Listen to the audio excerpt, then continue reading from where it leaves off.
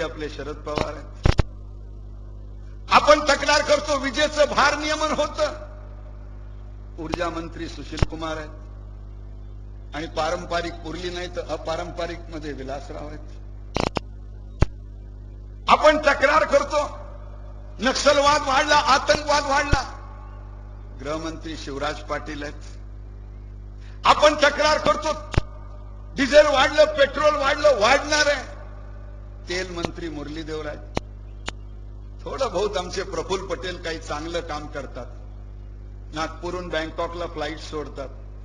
पण जे कोणी फ्लाईटने जाणार असतील त्यांना मी एवढीच विनंती करतो की शिडीवरून वर चढण्यापूर्वी टायरला मारून बघा की ह्याच्या टायर मध्ये हवा आहे का नाही. कारण एअर इंडियाचे टायर बर्स्ट इतके होतात की दर 2 दिवसाला एक विमान वापस तरी आणावं लागतं, नाही तर तिथं तरी फोडावं लागतं. म्हणजे देशासमोर जे दुर्भाग्य ओढावलंय हे दुर्दैवाने महाराष्ट्रामुळेच ओढावलंय असं दिसतं. आणि म्हणून एक चतुर्विध संकटाच्या विरोधात अडवाणीजींनी ही यात्रा काढली आहे. आणि या यात्रेवर मग आक्षेप कोणता? फक्त एक, इस्लाम विरोधी आहे, मुसलमान विरोधी आहे. या सभेत आम्हाला स्पष्ट करायचं आहे, भाजपा इस्लाम विरोधी नाही आहे, भाजपा मुसलमान विरोधी नाही आहे. मुळात मुसलमानावर भयानक अत्याचार या देशात होत आहेत, हा सत्याचा विपर्यास आहे. हे खरं नाही आहे. थोडा विचार करा, जर भारतीय जनता पक्ष मुसलमानांच्या विरोधात असता तर डॉक्टर APJ कलाम यांना आपल्या हाताने आम्ही हिंदुस्थानच्या राष्ट्रपती पदावर बसवलंय हे विसरता येणार नाही. पण आम्ही डॉक्टर APJ कलाम यांना यासाठी राष्ट्रपती बनवलं नाही की ते मुसलमान आहेत. 100 कोटीच्या देशाचा राष्ट्रपती होण्यासाठी ज्या गुणांची आवश्यकता आहे त्या गुणांनी हा माणूस ज्यावेळी सर्वसंपन्न असा लक्षात आला त्यावेळी आम्ही त्याचा धर्म त्याला विचारला नाही. या देशात राष्ट्रपती मुसलमान झालेत, या देशात उपराष्ट्रपती मुसलमान झालेत, या देशात गृहमंत्री मुसलमान झालेत, या देशात विदेश मंत्री मुसलमान झालेत, या देशात सरन्यायाधीश मुसलमान झालेत, या देशात हवाई दल प्रमुख मुसलमान झालेत, या देशात जिथे हिंदूंचं प्रचंड बहुमत आहे तिथं मुख्यमंत्री मुसलमान झालेत, या देशात मुसलमान कलाकारांचं कौतुक होत आहे, त्यांनी अगदी हरणं मारले तरी सुद्धा, या देशामध्ये मुसलमान खेळाडूंचं कर्तव्य होत आहे. कधी भारताच्या क्रिकेट टीम मध्ये मुनाफ पटेल, इरफान पटेल, अझरुद्दीन यांना घेताना कोणी त्यांचा धर्म कधी पाहिला नाही. नवाबाच्या पतोडीपासून पाहिला नाही तो मुनाफ पटेल पर्यंत कोण पाहणार. आणि म्हणून कधी आमच्या देशाने धर्माच्या आधारावर मुसलमानांची मतभाव केला नाही. आणि म्हणून मुसलमानावर अत्याचार होतो असं चित्र नाही. मग जर असं आहे, जर संतुष्टीकरण आहे तर तुष्टीकरण कशासाठी? उलट चित्र कसं दिसतं? गेल्या 1 महिनाभर माझ्यावर आसामच्या निवडणुकीची जबाबदारी होती. काय आसामचं आज चित्र आहे आपण कल्पना करू शकतो? गेल्या 50 वर्षात आसामची जनसंख्या अशी बदलली की आसामचा प्रत्येक तिसरा मतदार हा बांगलादेशातून आलेला घुसपेटी मुसलमान आहे. आसामच्या निम्म्या जिल्ह्यामध्ये बांगलादेशी घुसपेटी मुसलमानांची संख्या हिंदूंच्या संख्येपेक्षा जास्त झाली आहे. 126 आमदारामध्ये 45 आमदार हे बांगलादेशी घुसपेटी निवडून आणू शकतात. 26 स्वतः येतात, उरलेल्या 20 वर त्यांचा दावा आहे. जर हिंदुस्थाननी असंच हे सहन केलं, सर्वोच्च न्यायालयाने याला मूक आक्रमण म्हटलं, सर्वोच्च न्यायालयाने याला अघोषित युद्ध म्हटलं. ही माणसं अशीच जर घुसत राहिली, कदाचित आज नाही, 10 वर्षांनी नाही, 15 वर्षांनी नाही, पण 15-20 वर्षानंतर आसाममध्ये बांगलादेशी घुसपेटी शिवाय कोणी मुख्यमंत्री होऊ शकणार नाही. आणि इतकंच नाही, एक पुढे जर कधी बृहत बांगलादेशचं आंदोलन सुरू झालं तर आसाम सारखी दुर्दैवी सुपीक भूमी यासाठी दुसरी असणार नाही. याच्या विरुद्ध जर जनजागरण करावं तर ते चूक आहे. ह्याच्या विरुद्ध जनजागरण हे इस्लाम विरोधी आहे, हे मुसलमानांच्या विरोधी आहे. आज आपल्या शेजारच्या आंध्र प्रदेशमध्ये धर्माच्या आधारावर आरक्षण मागितलं जातं. कशासाठी? सैन्यामध्ये मुसलमान किती याची चौकशी केली जाते कशासाठी? सरसेनापती डॉक्टर कलाम आहेत, स्वतः एक मुसलमान हिंदुस्थानचा सरसेनापती असताना सैनिक किती आहेत याची चौकशी कशासाठी? आसामात हे आक्रमण कशासाठी?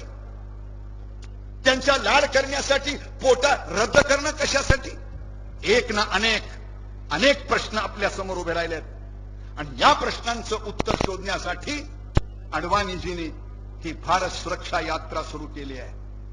काँग्रेसवाले याची काही टिंगल करत असतील, त्यांच्यासाठी भारत माता सोनिया माता आहे. त्यांच्यासाठी 10 जनपथला प्रदक्षिणा घातली की देशाची प्रदक्षिणा झाले असं चित्र दिसून येतं. आज मी रायबरेलीत होतो, विनय कटियारचा फॉर्म भरण्यासाठी गेलो होतो. तिथं बोलताना मी सांगितलं की सोनिया गांधी आणि विनय कटियार याच्यात फरक काय? म्हणलं 3 मुद्द्यावर मतदान करा. विनय कटियारचं घर उत्तर प्रदेशात आहे, सोनियाजींचं घर इटलीत आहे. विनय कटियारची रामावर श्रद्धा आहे, त्यांची रोमवर श्रद्धा आहे. त्या आपल्या आदरणीय सुनबाई आहेत, हा आपला मुलगा आहे. आणि म्हणून म्हटलं त्यांच्याकडे कार नाही पण अख्खं सरकार आहे, त्यांच्याकडे कार नाही पण अख्खं सरकार आहे, त्याच्यासाठी आमचा हा कटियार आहे. कुठलं वातावरण निर्माण करता? सोनियाजींनी त्याग केला. काय त्याग केला?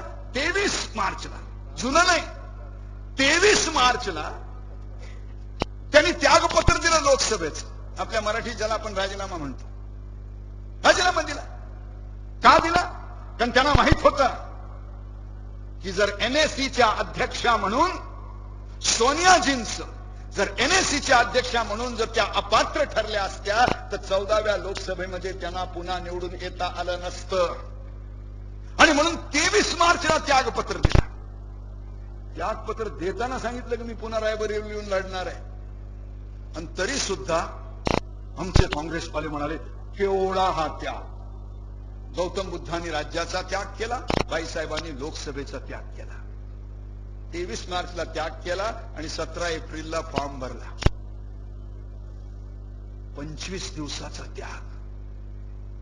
कुठे हा 25 दिवसाचा लबाडीचा त्याग आणि कुठे अडवाणीजींची 35 दिवसाची यात्रा? थोडा विचार करा. वयाच्या 78व्या वर्षी 40 डिग्रीपेक्षा अधिक रणरणत्या उन्हात द्वारकेपासून दिल्लीपर्यंत 6000 किलोमीटरचा प्रवास करून भारताच्या सुरक्षेविषयी जनतेचं जागरण करण्याचं अद्भुत काम हे अडवाणीजींच्या हाती होत आहे. याचा आम्हा सगळ्यांना अभिमान वाटतो, भारतीय जनता पक्षाला अभिमान वाटतो. कधी कधी शिवरायाच्या काळात आपण ज्या शेलार मामाची कथा वाचतो, मला अडवाणींच्या रूपात तो मूर्तिमंत दिसतो. आज हा लढायला उभा राहिलाय. यात्रांची टिंगल करणं सोपं आहे. अडवाणीजींनी अनेक यात्रा काढल्या. मला कधी कधी वाटतं हिंदुस्थानामध्ये, हिंदुस्थानाच्या पूर्व, पश्चिम, दक्षिण, उत्तर प्रत्येक तालुक्यापर्यंत जर कुणी राष्ट्रीय नेता गेला असेल तर आदरणीय अडवाणीजींशिवाय दुसरं नाव आपल्याला सापडणार नाही. मला गिनीस बुक मध्ये या यात्रांचं रेकॉर्ड होतं का नाही माहित नाही, पण जर कधी असं रेकॉर्ड झालं की स्वातंत्र्योत्तर भारतात असा कोणता नेता आहे ज्यांनी सर्वाधिक प्रवास करून जनतेचं दर्शन घेतलं, तर गैर राजकारणात परमपूजनीय गुरुजींचं नाव घ्यावं लागेल. कारण त्यांनी 33 वर्षात 66 वेळा भारत भ्रमण केलं. आणि नंतर राजकीय क्षेत्रात अटलजींचं नाव घ्यावं लागेल, अडवाणीजींचं नाव घ्यावं लागेल. आणि म्हणून आज या रथयात्रेचं आम्ही स्वागत करतो. आणि मी अडवाणीजींना एवढंच सांगणार आहे की अडवाणीजी, बोलणाऱ्याला बोलू द्या, त्याची काळजी करण्याची गरज नाही. आपण म्हणतो ना, गजगतीनं तुम्ही चाला, ज्यांना भुंकायचंय त्यांना भुंकू द्या. आता गजगतीच्या ऐवजी नवा शब्द आला, तुम्ही रथगतीनं चाला. ज्यांना जे बोलायचंय ते बोलू द्या. आम्हाला पूर्ण विश्वास आहे की तुमची ही भारत सुरक्षा यात्रा हिंदुस्थानात एक अशी शक्ती निर्माण करेल की हे अस्थिर सरकार ज्यावेळी कोसळायची स्थिती येईल त्यावेळेस एक नवा पर्याय देशासमोर भाजपच्या वतीनं दिला जाईल. आणि म्हणून तुमचं आम्ही महाराष्ट्रात पुन्हा एकदा हार्दिक स्वागत करतो. आपल्या सगळ्यांना धन्यवाद.